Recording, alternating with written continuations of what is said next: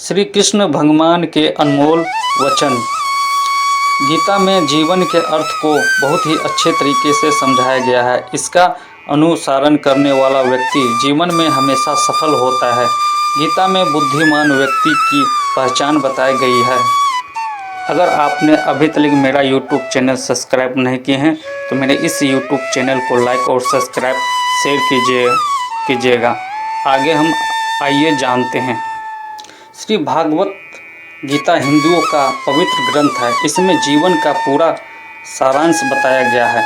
जीवन में भगवान श्री कृष्ण ने उन उपदेशों का वर्णन किया है जो उन्होंने महाभारत युद्ध के दौरान अर्जुन को दिए थे। गीता में दिए गए उपदेश का आज भी हम उतने ही प्रासंगिक करते हैं और मनुष्य के जीवन के जीने का सही राह दिखाते हैं।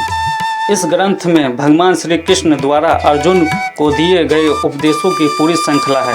इसमें जीवन के अर्थ का विस्तारित रूप बहुत ही खूबसूरत तरीके से समझाया गया है। गीता का अनुसरण करने वाला व्यक्ति जीवन में कभी असफल नहीं होता है। गीता में श्री कृष्ण जी ने बुद्धिमान व्यक्ति की पहचान बताई है।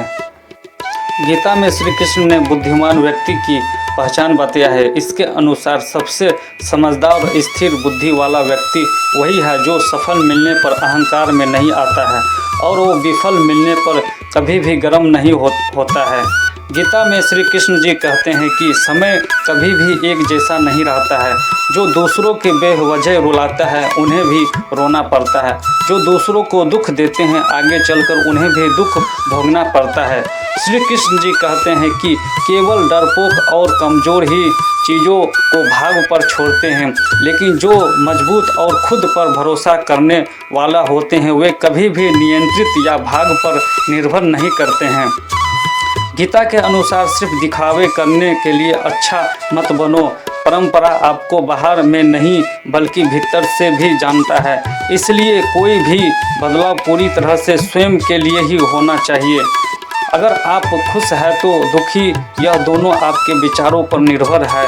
अगर आप प्रसन्न रहना चाहते हैं तो आप हर हाल में प्रसन्न ही रहे। अगर आप हमेशा मन में बार बार नकारात्मक विचार लाए तो आप दुखी ही होंगे।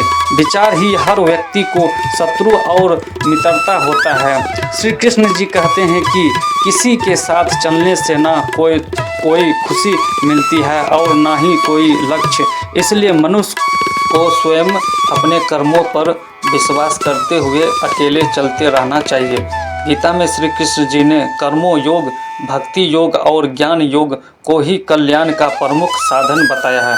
कर्म के प्रभाव से साधन का टूट आ जाना ही जीवन का क्षण लक्ष्य और यह क्षण उपयुक्त तीनों मार्ग में प्राप्त हो जाता है।